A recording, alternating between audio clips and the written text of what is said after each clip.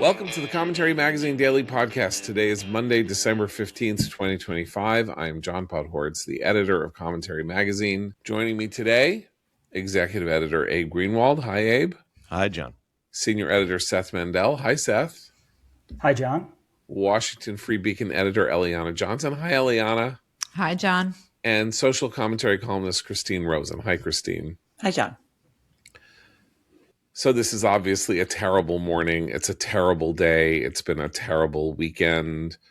The killings at Brown, the slaughter and massacre on the Bondi Beach in Sydney, various other pieces of news that seem only to resonate with the sense of a world spinning off its axis. The murder of the acclaimed and beloved film director Rob Reiner and his wife in their home, a Hanukkah concert in Amsterdam disrupted by smoke bombs for the crime of having an Israeli cantor performing at the Concertgebouw, and a concert canceled in Amsterdam with two private concerts held in its stead because the cantor in question is an Israeli. And I don't know what else to say. There's also the Syria. Three Americans killed in Syria, with Trump vowing that there will be a that there will be serious American countermeasures. It's just too much somehow. 5 Muslims arrested in Germany for plotting a terror attack. I mean, again, just it's like this thing where just, it's not like we open newspapers anymore and say, oh, look at what's on page 2, page 3, page 4. It just floods us. I ended up in a weird position this morning, which is, as you know, Twitter, even if you don't, or X, whatever you use, it has these 2 column categories, right? There's the people you follow, and then there's the For You banner. And you never want to read the For You banner, but I somehow ended up on the For You banner. And because I had tweeted some stuff about Bondi Beach and various other things, I start getting the algorithms serving me material relating to the events of the last 24 hours. And what did I get in this feed? I got the idea that it is an outrage to suggest that Globalize the Intifada has been made flesh by what happened at Bondi Beach. That's an outrage. Brett Stevens writing an editorial, an op-ed, saying this is what Globalize the Intifada looks like, condemned by dozens of people on Twitter as a libel. As a Jew, pfeffercorn, Jewish turncoat monsters coming at me with the idea that, you see, this is what happens when Israel acts genocidally in Gaza. I mean, you can't look away and say that the Jews aren't therefore responsible for this father and son in Sydney taking machine guns and spending 11 minutes of unanswered and unresponded to assault on the most popular beach in the country. Their fault. It's our fault. We're doing it to ourselves. Look to the Israeli government for the reasons and causes and blame. So I say that I did this to myself because I was in the wrong corridor on Twitter. And then I look at that and I say, Twitter's not real life. Twitter's not real life, right? It's not. 73% of tweets are written by 4% of people on Twitter. It's not real life. This is not how people really think. But it's obviously, there are enough people who think things like this for there to be one person to pick up a gun.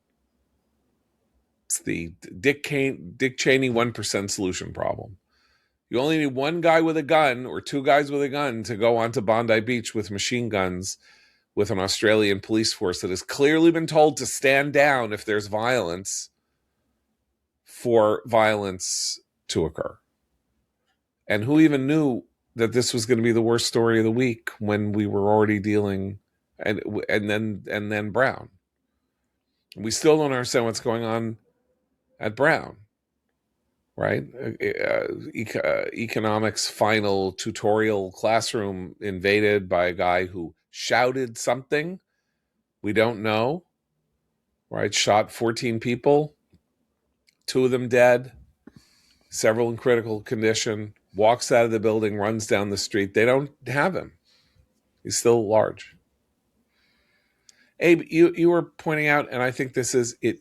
This feeling that things spin out of control also has to do with the fact that the authorities seem in Sydney, in Providence, all kinds of places seem uncommonly uninterested. At Amsterdam, uncommonly uninterested in fixing the problem or interceding or doing things to stop them in the middle. There's this question of whether 17 minutes passed between the starting of the firings in the classroom at Brown and the text going out from the university warning people to shelter in place. 17 minutes. No one spoke with one voice and on any of these issues. The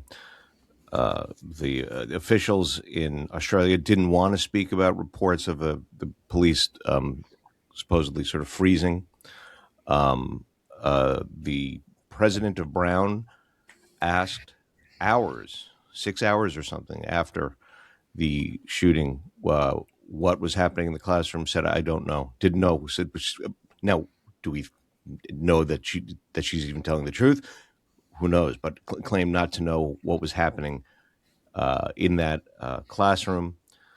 I've heard all sorts of mixed stories about the first person, the one person that was in custody for the Brown shooting.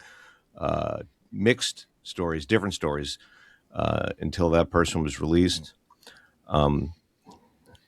It feels weird to bring it in, but just as a matter of confusion, the horrible Rob Reiner story was another disaster. I mean, you had the mayor saying that Rob Reiner was murdered while the police spokesperson was on TV saying there's just a death investigation, period. Is there a suspect? No. Are you looking for a suspect? Not at this time. I mean, the weirdest, I'm personal things going on there, I know, but like you were left just with this sense of free floating, unchecked violence and chaos.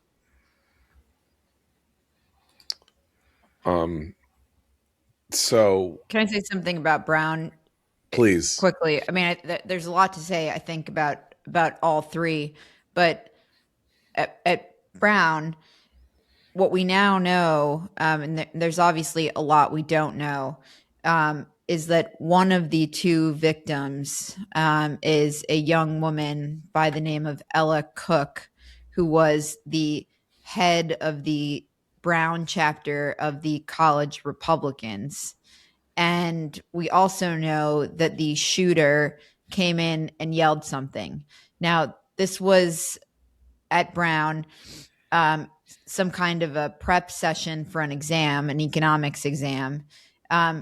There were obviously dozens of witnesses to this. There were dozens of students in the classroom. And the idea, it seems puzzling to me, the idea that we don't know yet what was shouted is puzzling to me. And that Christina Paxson, the president of Brown, went out and her response was, "I don't know," rather than "I can't say at this moment because authorities are investigating this and the confidentiality is key to tracking down the person who did this," is also puzzling to me. There were lapses in law enforcement, as you mentioned, 17 minutes before students were told to shelter in place or before alarms went off. Sirens on campus never sounded, and then the response of authorities was, well, this was a fast-moving situation. Well, what are the sirens for if not for a fast-moving situation? And then I'm seeing reports, and look, these things may be wrong, that this young woman, the head of the college Republicans, was personally targeted. And if that turns out to be true, this is going to be more tragic than it already is, and petrifying. And then to move to Australia, you know, that situation is a mix of, we have the prime minister there, Anthony Albanese, who recognized a Palestinian state in September. There has been a rash of anti-Semitic attacks in Australia over the past year. The country is facing a problem of immigration without assimilation, of which this attack is an expression. Australia, can I just add, Australia kicked out its ambassador from Iran because of evidence that he was materially involved in a plan to target a synagogue in Melbourne during High Holy Day services. They removed the ambassador from Iran on the grounds that he personally was involved in a terrorist plot on Australian soil. And even today, yesterday and today, Albanese's statement does not mention Hanukkah. I was just about to say. Please go ahead. Yeah. Let me. I'm sorry. And then the guy's response, Albanese's response to this, right off the bat, he eventually was shamed into it, but his response does not mention Jews, does not mention Hanukkah, does not mention anti-Semitism. He eventually was shamed into acknowledging that this was a terrorist attack targeted against Jews. It was essentially a pogrom. No, his response was, we need more gun control. When the father and son in this attack, it was a Pakistani father and son, obtained their guns legally after being investigated for associations with ISIS. I mean, the failures of governance and of law enforcement from the top down. And we didn't even get to, the reports of female police officers here who laid on the ground while people were massacred. The failures are just legion of policy, of law enforcement, of governance. It just, I'm speechless. There's the other aspect of this is and I'm really angry about this because although we've been talking about it, other people have noted it. I feel personally this was a turning point, seeing that news about Bondi Beach. The willful ignorance of the fact that we all know what globalize the Intifada means. We have known what it means. And I think Ayaan Hirsi Ali in the Free Press today put it best. She said, this has happened in Europe. This has happened here in Washington, D.C. It has just happened in Australia again. This was tolerated into being. And by that, she means this claim of tolerance that radical Islam is not a threat, not only to Jews, but the case that Eliana mentioned earlier in Germany, that was going to target a Christmas market. There are Christmas markets that now in Paris, they didn't even have one because of the risk, all from Islamic extremism. And the hero of Bondi Beach was actually a Muslim man, a fruit seller who saw what was happening and at risk to his life, tackled one of the gunmen, the father, and brought him down, probably saving countless lives. So this is not an anti-Muslim rant, but this is an anti-radical Islam rant. And this is a problem that every country in Western civilization right now must confront and must do so honestly and must root out these obvious terror cells. These guys had an ISIS flag in their car. They had unexploded active IEDs as well. The attack they were planning was much worse than just shooting up some people. It was meant to probably deal with maybe first responders or others who came to the scene. So there is an ideological issue here. And I know lots of concerned liberals like to skirt and tiptoe around it in the name of tolerance, but the time for tolerance of this sort of ideology has to end. You mentioned the Free Press, and I just want to read a couple of paragraphs from an Australian Jew in the Free Press in an article called Now Do You Believe Us, Julie Zago. Of all the difficult emotions I've been forced to grapple with in the hours since 2 gunmen carried out a massacre of Jews at Bondi Beach, the most complicated is a bitter, dark sense of vindication. Now do you believe us? I imagine screaming at Australia's progressive intelligentsia, political and media class. Do you believe Jew hatred is out of control? after the most lethal terror attack on the nation's soil. The setting for the largest massacre of Jews since October 7th tells a brutal story. Australia's Jewish community, numbering around 120,000, has long been acclimated to heavily fortified communal buildings with security guards at every door, and to the politicians courting us in election season with money for yet more fortifications. In a march of about 100,000 people for Gaza across the Sydney Harbour Bridge in August featured, among other insults, a placard of Iran's Supreme Leader Ali Khamenei. Two prominent members of the country's ruling Labour Party walked in front of the sign at the so-called March for Humanity, and it was a week later the government announced it would recognize the state of Palestine without meaningful preconditions. Firebombing of a Sydney kosher deli and of Melbourne's Adas Israel synagogue while congregants were inside were in August revealed to have been directed by the regime in Tehran. In January, police found a trailer in a town in the state of New South Wales filled with explosive materials, an anti-Semitic document, and a list of possible targets within the Jewish community. So it has been 2 years. Australia, like the United States, kind of a paradise for Jews. Location of the largest diaspora after the Holocaust next to the United States, next to Israel, were survivors who went to Australia, made lives for themselves, had a community. It's an open, democratic society. And then, as Christine said, as was the case with Europe beginning in the 1990s, a set of ideas about multiculturalism and immigration and other things caused a sea change in the temperature around Jews, Judaism, Israel, and Australia's ruling class and intelligentsia that Julie Sago here is calling out. One of those survivors of the Holocaust was one of the victims at Bondi Beach, protecting his wife. Right.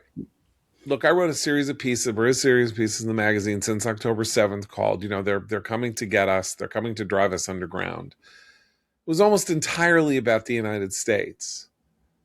Those articles were about the campus protests and the tearing down of the posters and all of that. And this feeling in the United States that none of us had felt before, that not only were we unsafe, but that we were being targeted. Clearly, it's worse outside the United States. I mean, one has to say that as bad as things are here, you get the sense, and particularly after the ceasefire in Israel, that something new, that a shift has taken place. And Nadav Ayal says this on Dan Siener's podcast this morning. These reports from intelligence agencies and others inside Israel that there seems to be a new level of activism targeting Jews outside Israel. In other words, with the focus no longer being on the genocide in Gaza, now it just could be open season on Jews anywhere. There wasn't even a pretext here at Bondi Beach, right? In Amsterdam, the pretext was a Hanukkah concert by an Israeli. That's a pretext. It's a disgusting pretext, but at least it has a precedent. It has an antecedent. But even since October 7th, I said yesterday on Twitter that I'm shocked at how much I've had cause to write about Australia since October 7th. The first post I wrote about Australia, I mentioned that we used to sit around at family dinners, go, all right, where are we going to go if things God forbid got bad in America? And it was like, all right, Israel. But besides Israel, the answer was always Australia. It really is, in people's minds, this idyllic place. And so, it's just been shocking. But right after October 7th, I think the controversy that really told you what was happening was there was a demonstration in front of the Sydney Opera House just a few days after the Hamas attacks. So Israel had not gone into Gaza yet, right? Later on, it emerged that there was a police investigation because people had chanted "Gas the Jews." this had been accepted at first because people could hear them and the videos of the demonstrations were everywhere. But they actually opened an investigation into it, and they concluded that an expert review had concluded the phrase uttered was, "Where's the Jews?" although other anti-Semitic phrases had been chanted, end quote.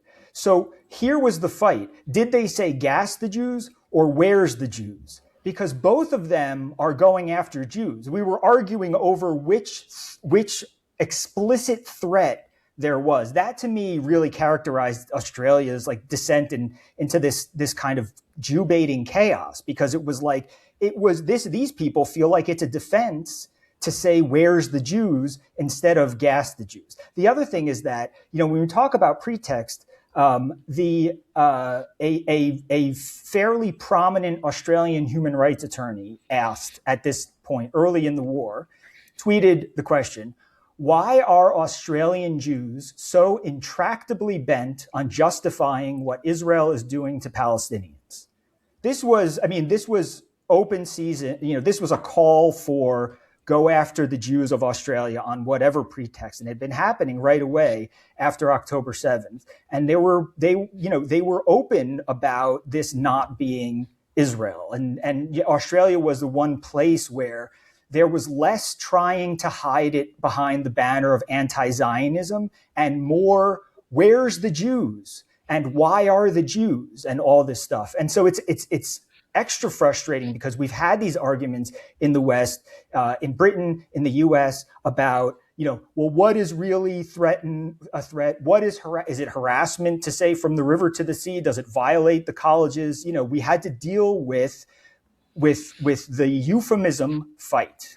And in Australia, this whole time, they were just going, the Jews, the Jews, the Jews, and still nothing was done.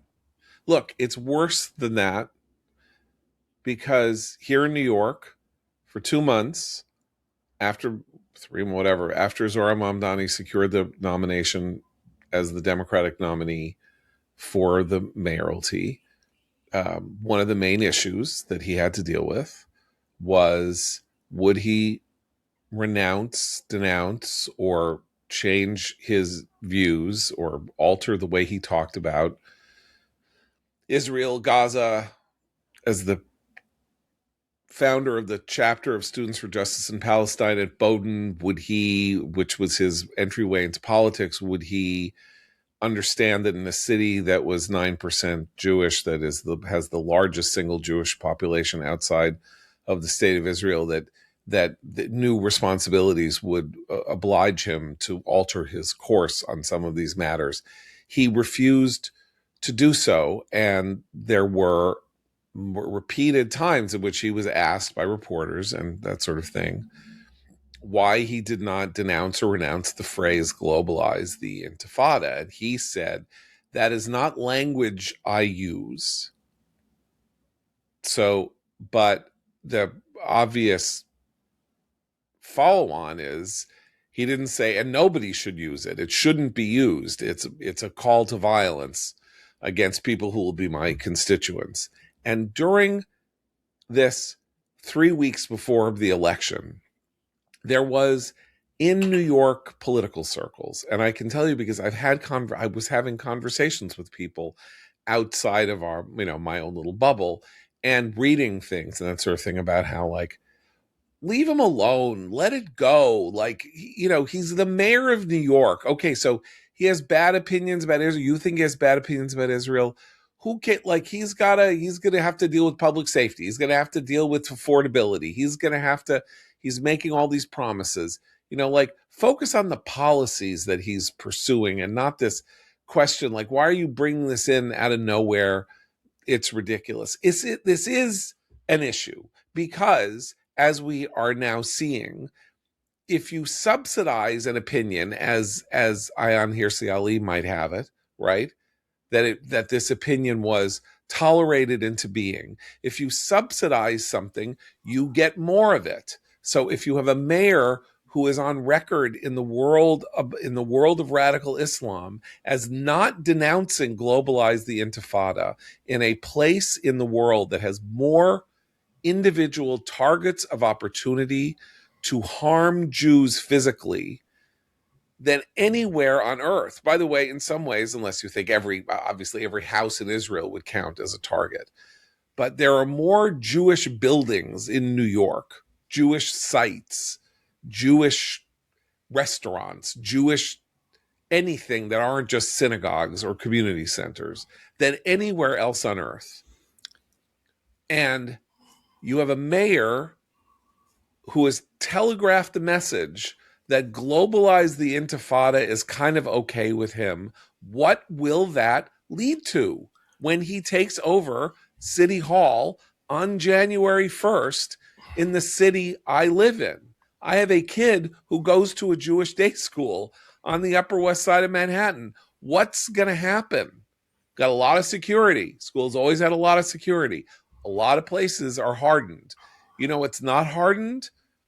A deli, a kosher meat place, a kosher dairy place on 96th Street. I don't want a nameplate now. It's like I'm the street outside the school. Look, there was we didn't even bring up there was an incident in a New York restaurant this weekend. Yeah, where some guy went crazy screaming about the Jews and the Zionists and called a woman the C word and stormed out of the restaurant. Just random, any place. I think in some sense we're having not us, but Jews are having the wrong arguments here. I'm thinking about the "Do You Believe Us Now" piece, John, that you read from in the Free Press. I don't think they never. I think they always believed us. They never cared. I don't think. I think Zohran Mamdani and Rashida Tlaib and everyone else who defends it knows perfectly well, better than most people, what globalize the Intifada actually means. They don't care. It's not that we need to convince them that there's a problem, that we need to convince them that globalize the Intifada is a direct path to violence. On some level, some more than others, some closer to the surface than others, they wanted all this, and they want all this.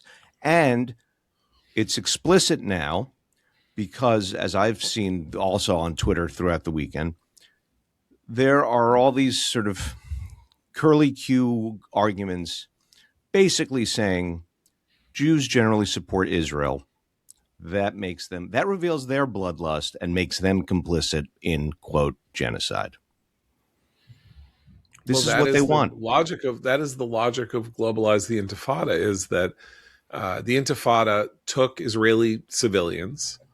The idea of the Intifada was that anyone in Israel, it's true of terrorism in general, but anyone in Israel is a legitimate target because the nation itself is the stain, and every citizen of that nation is therefore carries the stain. Well, if you make that global, then, as I keep trying to explain to the Peter Beinerts of the world, they're not going to care whether you said that they were in the right and Israel was in the wrong.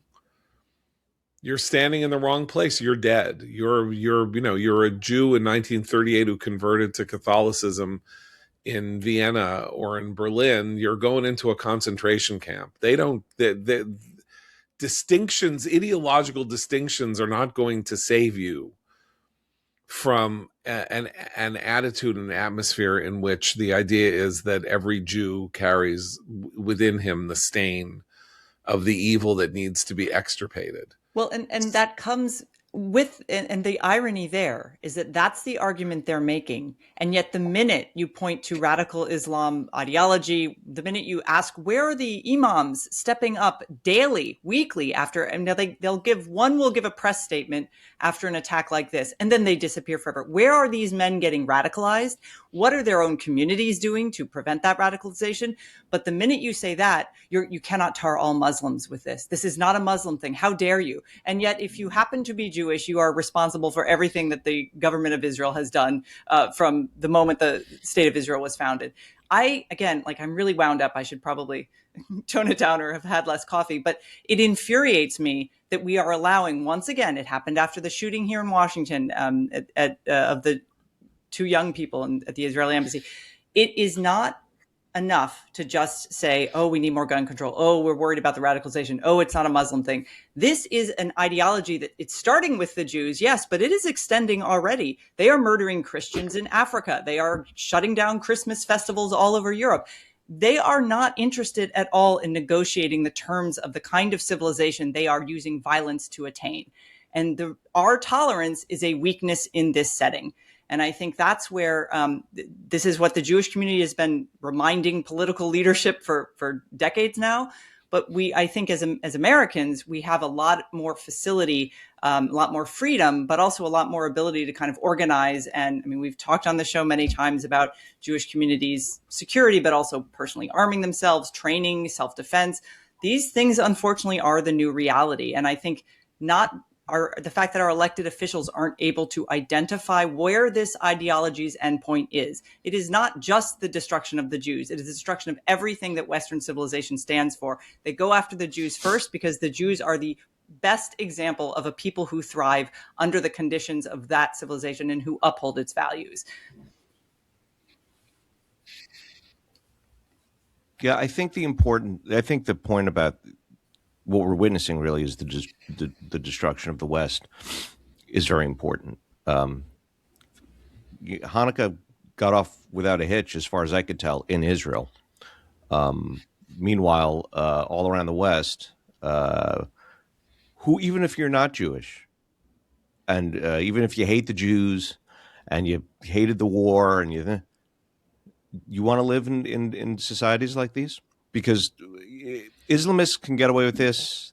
They can get away with more and more in free countries where individuals are granted all sorts of exotic rights. It's the end. I mean, you look at England, you look at Amsterdam, look at Australia. This is it happens very quickly.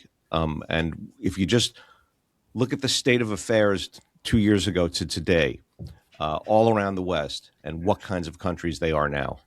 Eliana, you put out a newsletter this morning at the Free Beacon. I was thinking about Julie Zago, the author of the piece in the Free Press, and Abe saying they don't care.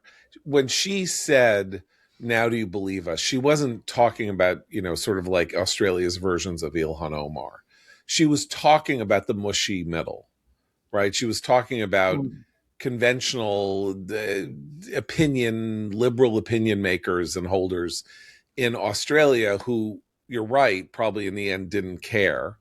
But their version of not caring was saying, no, you're overreacting. Really, it's not that bad, right? So, Eliana, you quote this tweet from a Democratic candidate for office somewhere in Pennsylvania. So can you explain what happened with the two tweets of this guy who is running for office? Sure. So this candidate, and I forget his name. You have the newsletter in front of you. I'll find it while you. Okay. So he's challenging a Republican in the midterms, a Republican congressional candidate by the name of Ryan McKenzie. Yeah, his name is Bob Brooks. Bob Brooks. I was going to say Bob Good, but I know that's wrong. Right. So Bob Brooks is a Democrat, a left-wing Democrat, challenging a Republican, Ryan McKenzie, in a swing district in Pennsylvania. Ryan McKenzie was just elected in 2024. So Bob Brooks puts out a tweet and issues condolences for both the Brown University and the Bondi Beach massacres. And then moments later, takes down that tweet and puts out a new tweet removing his condolences for the Bondi Beach massacres. He could be forgiven given Anthony Albanese's statement for not realizing that Jews were the subject of or were the victims in the Bondi Beach attack. And then when he realized it belatedly, he pulled down the tweet because he didn't want to give condolences to the Jews. And he put out a new tweet that just said he was so sorry about what happened at Brown. And this is symptomatic of where the far left is in this country. So he's a Bernie Sanders endorsed candidate in this swing district in Pennsylvania. Did you want to talk about that, John? Or I just think basically the idea the idea that he edited the tweet. Somebody said, "Well, you take out the Australia thing," like because he's trying to consolidate. Yeah, he's on the left in the Democratic primary process in a district that Democrats like Trump won 50. I just looked it up. Pennsylvania 7th. Trump won 51-48. Obama won it twice. So it is a genuine American swing district. And so if you're trying to secure the nomination in the Democratic Party, it was sensible to go from the left centerward, right? So all we know about this guy, I've never heard of him. This is not a district I know much about, although my daughter's college is smack in the middle of it. The woman Ryan McKenzie defeated in this district is Susan Wild, who is a Jewish Democrat. He defeated in 2024 and was the incumbent.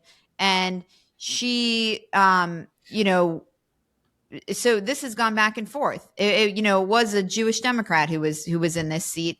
But what was rattling around in my head when Abe and Christine were talking, and John, you had said, are we better off in America? Are we not better off in America? Was actually the Trump administration's national security strategy and their barbed commentary about Europeans, but I think it applies to Australia, but the lack of civilizational self-confidence. And Albanese's in Australia, but it applies to Europe too. Their refusal to stand up and say, we may take immigrants, but we are going to demand assimilation. Diversity is not in and of itself a good. There's nothing inherently good about diversity. And if you want to, we will accept people from around the world contingent on certain, assimilation. And to Christine's point, I would expect nothing, from these Muslim communities. My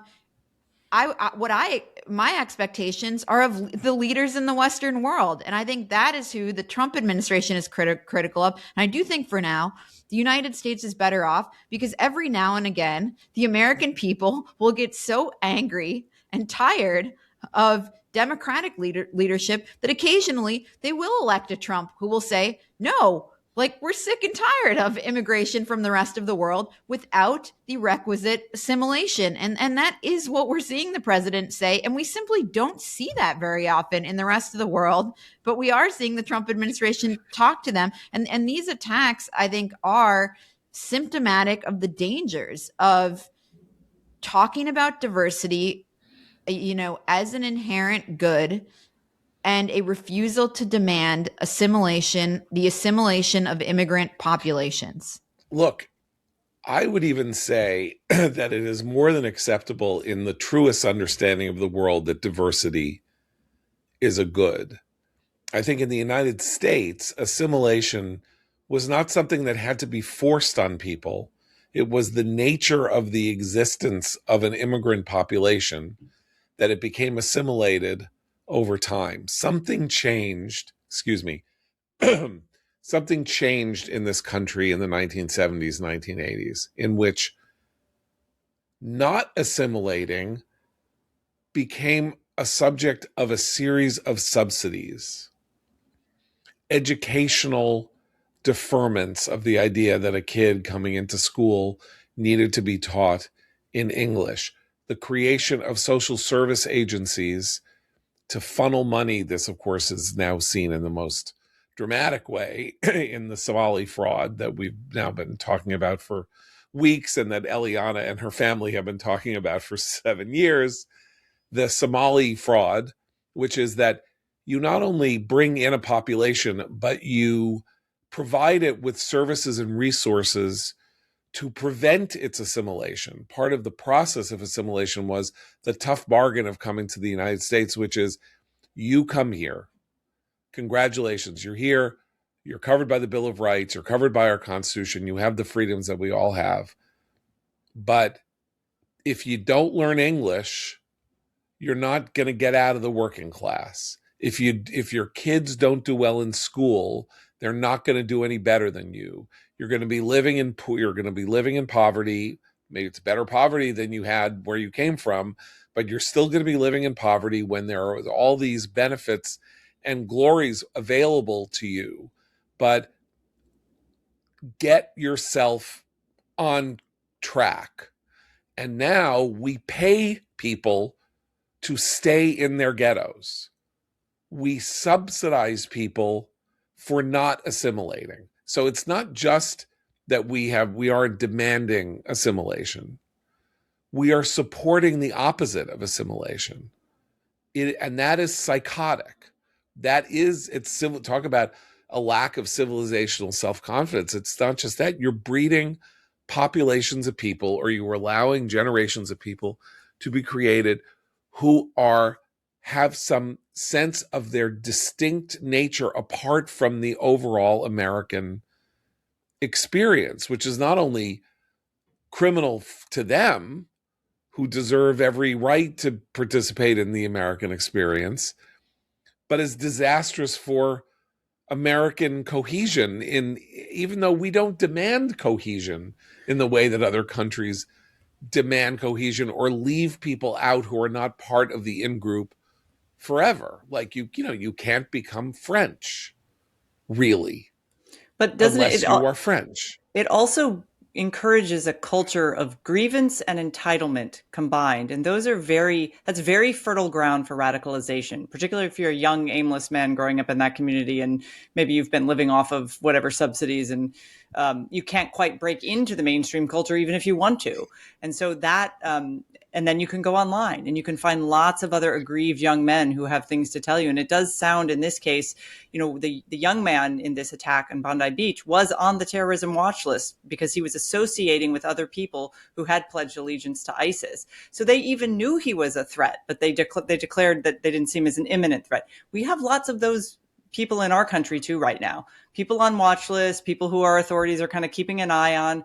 We need to probably keep closer track of all of those people. We did this in the wake of 9/11 for obvious reasons. But one of the border issues, of course, and these stories trickled out during the Biden administration, but obviously the media was not that interested in covering them. Only conservative media covered them pretty religiously. And that's the number of likely terrorists who did come across our border because it was wide open and who are here and stayed and are planning things. So all of these little signs that, again, it's not just the tolerance, it's also the passivity that we've had. Those of us who remember 9/11 remember a time of much more heightened scrutiny and safety. And if you see something, say something. I've noticed that returning when I was in London this past spring. A lot more, see it, say it, sort it is how they put it on their trains. But we need to, unfortunately, all have a heightened awareness of the reality that the freedom that our country does offer to people who don't want to assimilate and who are encouraged to be aggrieved places real risks to just regular Americans.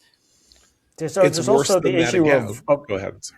There's also the issue of what that means for radicalization and anti-Semitism, because I think it's worth pointing out that the profile of a mass shooter in America is someone battling mental illness, where in some way there's some sort of, Jared Loughner and all these guys we've had a few, we had a shooter from the trans community who was, was worked up about that issue, right?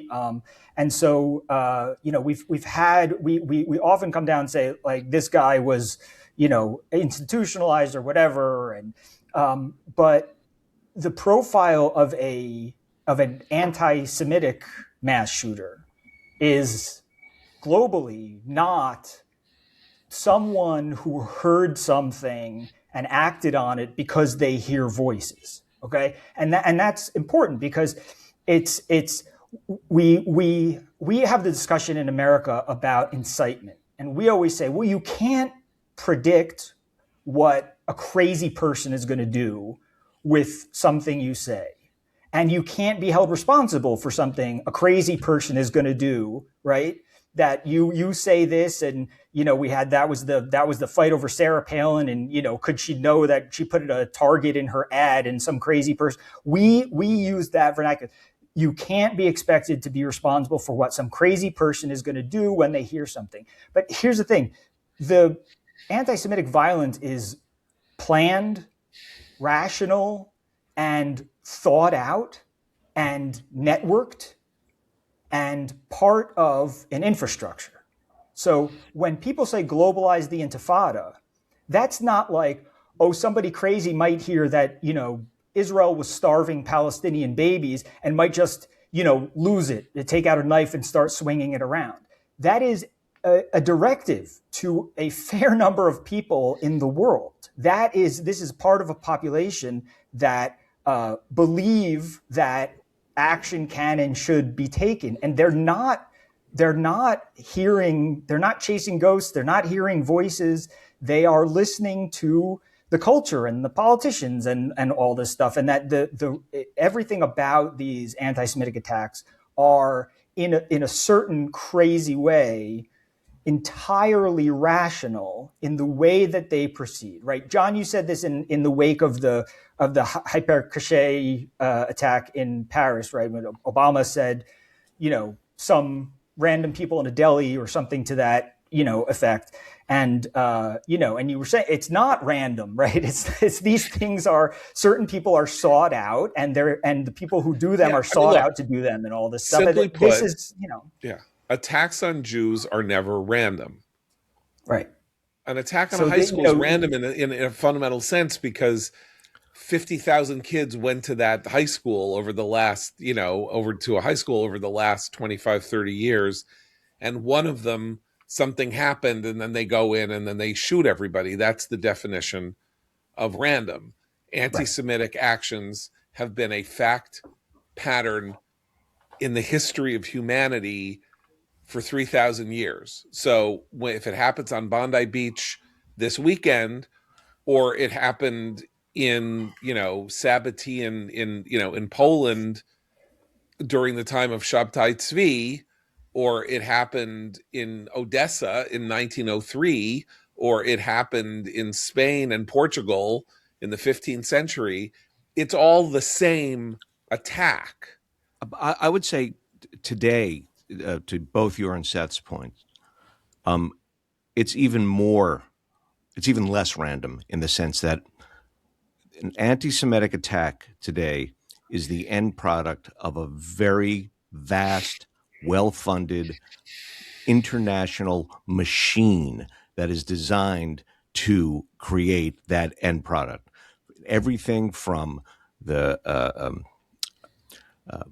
radical political organizations that organize the campus protests, that get the banners made that say "Globalize the Intifada," to the bot farms overseas and here and wherever else that hyperinflate these messages online. This is all a huge convergence of money and organization, and we've watched it like going through every conveyor belt in a factory. We've watched it happening since 2003, and now here are the cars being pushed out at the end. That's what's happening. A conversation with a friend at a Hanukkah party yesterday. She has a very, very left-wing sister who lives in Haifa in Israel. Loathes the government, did not like the war in Gaza, very upset. She has a little kid. She's worried what's going to happen to them when they get older. She is not like as left-wing as you get in an Israeli context. And my friend said that suddenly last week she had a conversation with her sister, who started going out of nowhere into a kind of panegyric to Theodore Herzl, and said, Herzl really, he got something right. Like he was very canny, because he was right. Like there's no There's no place. This is before Bondi Beach. This is before. There's no place on earth for us, really. This is somebody who was raised in the United States, by the way. Like, this is an American who now lives in Israel, has an Israeli husband. But there's no place on earth for us. And so there has to be a place, and this would have been the only place, because obviously we would have been foreign to, because Herzl goes into, in the Jewish state, goes through a list of a couple of other places on earth you could buy. You could literally go and buy land. You could have bought Patagonia. And then that's in the Jewish state. Buy Patagonia. Jews will go move to Patagonia. It's, of course, also the plot of the Yiddish Policemen's Union. Put Jews in Alaska, in Sitka, before Alaska becomes a state, becomes a kind of Jewish city-state. But it would have made no sense, would have made no logistical sense. And the idea that a foreign population was present, whereas as opposed to in Israel, where Jews have lived continuously, and by the way, and continuously, despite the diasporization of Judaism from almost near prehistory, and have lived there, that it's very canny because there's nowhere else on earth for us. Well, there are a couple of places on earth that felt like they were for us. For the Australian Jewish community before October 7th, Australia felt that way. America's felt that way to me. I don't think Europe ever really felt that way to Europe, including British Jews. I don't think felt like I am fully British, whatever. But there are a couple of places, Canada, sort of like, do these places feel like they're there for us? I mean, I'm not willing to say that America's not for us anymore. I'm really not. I do feel like this is what's happened here. The anti-Semitization of things in the United States has been grafted onto us in a way, and is unnatural to the American experience and American history. But this point about the rational fact that Jews are being targeted around the world, if you have a rational objection to Jews having a homeland in Israel, or Jews existing at all, given what they represent to you, either religiously or culturally or socially or whatever, of course it's totally rational. There's nothing irrational about it. Want to get us on the run. You want us to go hide. You want us to. The whole logic of October 7th was Sinwar misunderstood his alliances. Sinwar thought, okay, we're going to cut through these fences. We're going to run into southern Israel, into the Gaza envelope. We are going to rampage and slaughter and kill, and that is going to ignite a bloodlust that will go from Lebanon to Iran to the Gulf states, and there will be this reckoning that people were going to join into our apocalyptic effort to end Israel by being, we'll be the ones on the ground, and then they can come in through the air, and then they can come in also. And what he misunderstood was they weren't there. They weren't ready. They weren't going to act. Iran wasn't going to risk it. Wasn't going to risk the Dimona Israel bomb, whatever. But it wasn't an irrational plan. He had to discover that the backing troops weren't there, but they were on American college campuses, as it turned out. Right. Well, so that's where we are. Your friend who's speaking about the canniness of Herzl and whatever, to answer something Abe said earlier about where you can have a Hanukkah celebration in the open, and except for Israel. And I spent the first night of Hanukkah last night walking along the shore. You're in Israel, you should say. You're in Israel right now. I'm in Israel right now, and I spent last night in Jaffa. And Jaffa has, a very large Jaffa Arab is population. part of Jaffa. Just to explain, Jaffa is a kind of neighborhood of Tel Aviv. It's South Tel Aviv. It's the settlement, the sort of town that preceded the creation of Tel Aviv, a Christian town in southern Palestine, whatever you want to call the mandate, or Palestine or whatever. And so you're in Jaffa, Right. as So it's I called. was in Jaffa, and it's there. You pass the Great Mosque, you pass the one's called the Big Mosque, one's called the Mosque of the Sea or the Sea Mosque or whatever. You pass churches, you pass synagogues, literally all across the street from each other. But it's the first night of Hanukkah, and one thing we happened upon on the shore was a group of Israelis, from the town, were building this incredible model of it was a giant electric menorah that was also done in the style of like old Jaffa, right? And Jaffa of antiquity, the old Jaffa, of like the houses and stuff.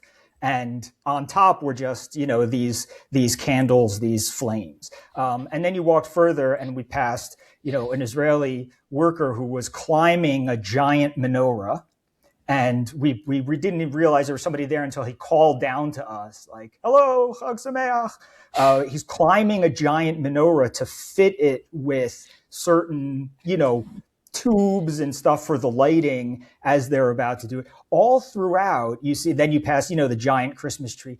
All this stuff is going on completely out in the open. There's nobody thinks for a second that he needs protection to be, fitting pipe on a giant electronic menorah. Nor is there security outside the mosque or, the church, nor is anybody messing with the Christmas tree at Old Jaffa Port. I mean, but the point is that nobody thinks that that's a normal thing here, that it's a normal that you should have to live that way, that you should be looking over your shoulder if you're near a menorah or something like that in a public place.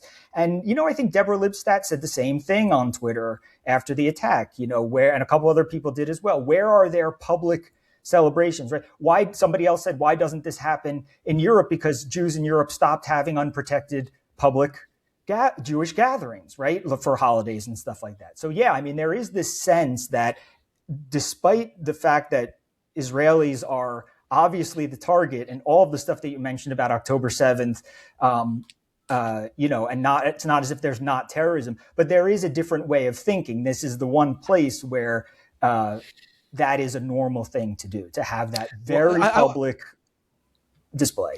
I would say this to Europe and the West and its leaders right now. October 7th, in the end, left Israel much stronger, left all of you much, much weaker. The damage done to your countries, and it's still ongoing, has been much more dramatic in the end than what was done to Israel, to your countries, and of course to Israel's direct enemies. And I think that's something for them to think about. They're losing in this, right? Well, so also in the sense that there is an effort being made to declare war on Jews outside of Israel and use Israel as the pretext for the war on Jews outside Israel, which is to say, as I said, reading this stuff on Twitter, as I said at the beginning of the podcast, where people are like, you see, this is what happens. Israel commits genocide, and then people start shooting up people on a beach in Sydney, and that's because Israel started it, and the Jews are going to finish it. Well, the question is, so that, as I said, is an effort to kind of create a response where Jews go inside, right? They don't have public ceremonies, right? We have hardened security all over Jewish institutions across America and are continuing to do so. Like, we need cops around if we're going to have a celebration. And even when cops are around, as was the case at the Park East Synagogue a couple of weeks ago, there can still be scenes that are tantamount to riots and all of that. But what happens to the Jewish communities where this stuff gets very extreme? And I think particularly about Paris and London and Australia. So Paris, London, Australia, these Jewish communities, the London Jewish community, the British Jewish community, was a left-wing secularist community for decades. Reliable Labour voters, 75 to 80% Labour voters, did not like the Tories. Okay? Jeremy Corbyn becomes the wins a populist victory to become essentially the head of the Labor Party, explicitly anti-Zionist, explicitly pro-Hamas, pro-terrorist. Over the course of the last 6 or 7 years, the British Jewish community has flipped. It is now 70 to 80% Tory, possibly some of them moving into the Reform Farage movement, which is kind of staggering. In France, mass exodus, hundreds of thousands of people looking to emigrate to Israel, buying land, buying property.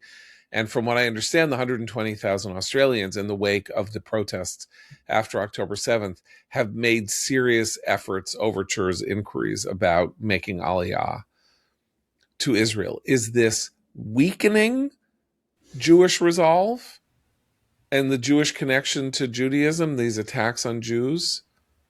Or where it's actually really dangerous, has it been hardening that resolve? Has it been strengthening the connection to the Zionist experiment? Has it made it clear to these people that they cannot pretend they don't know who their enemies are and whom they have to fight?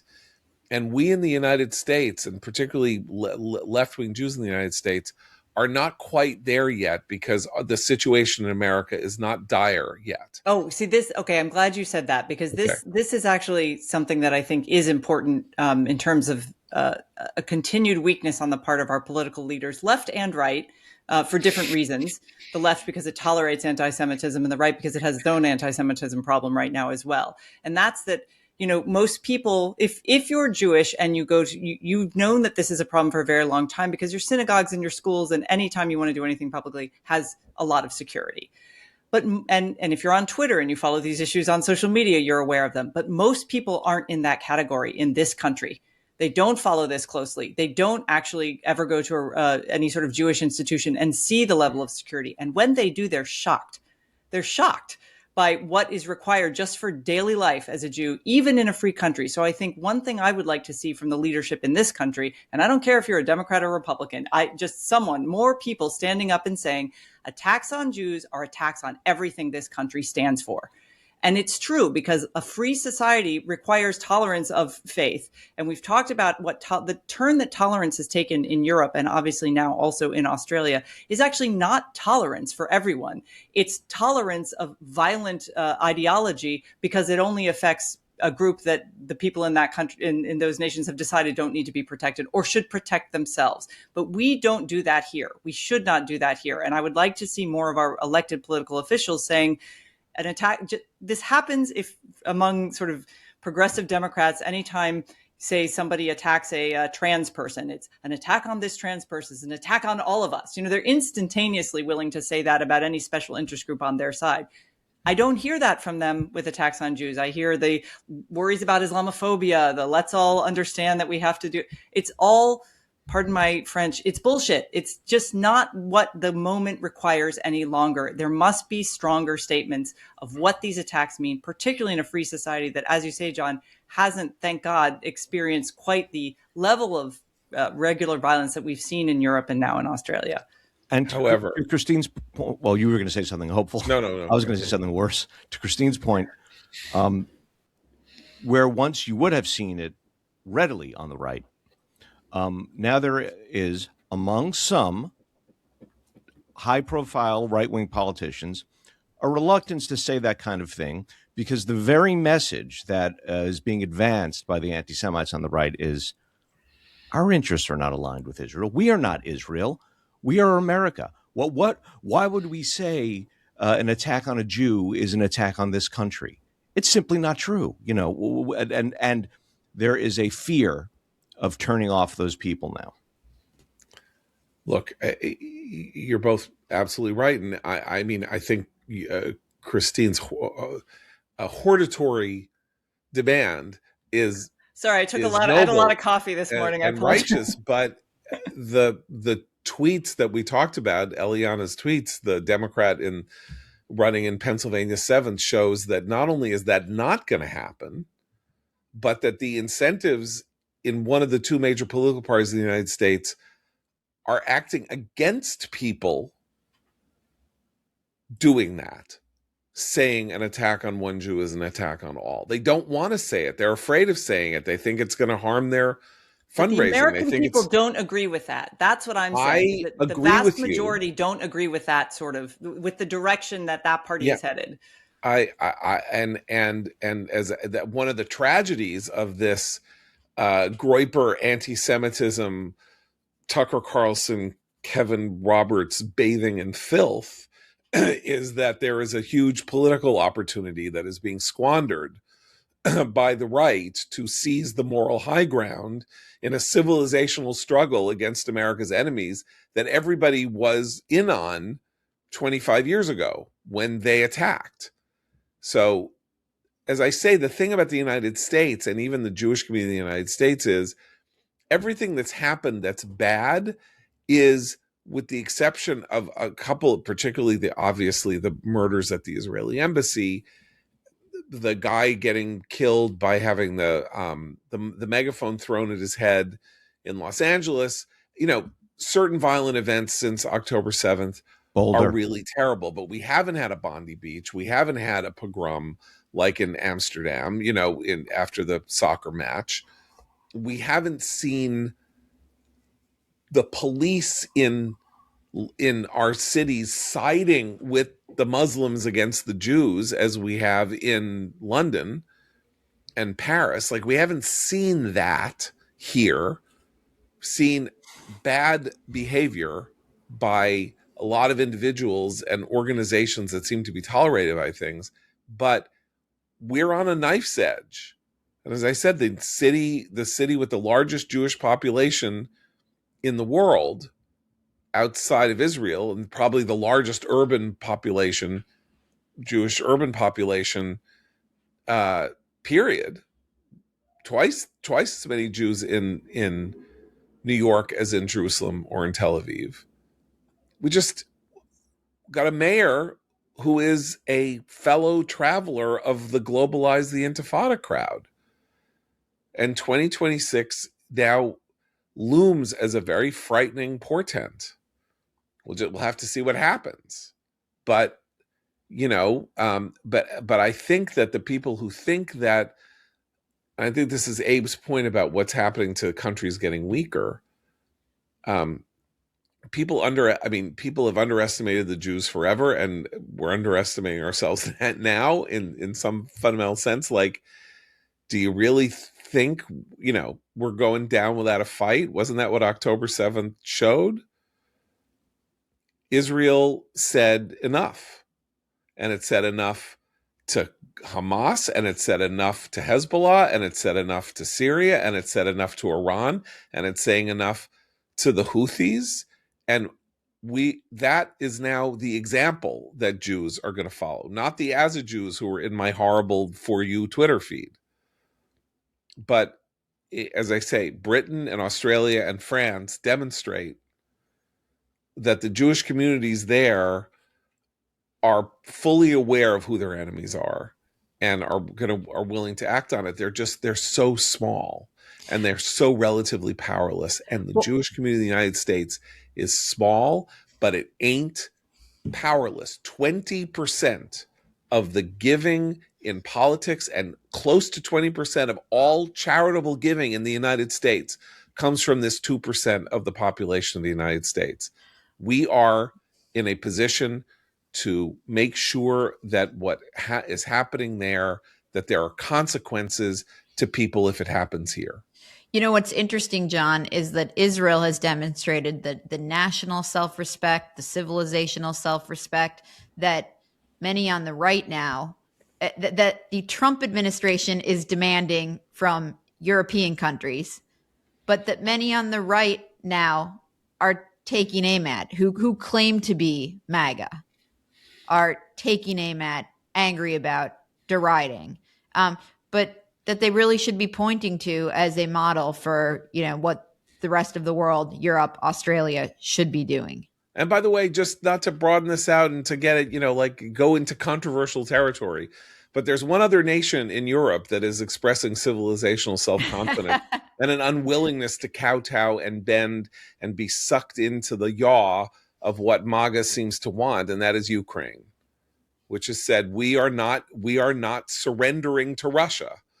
This country doesn't get to swallow us up. That's not the way this works.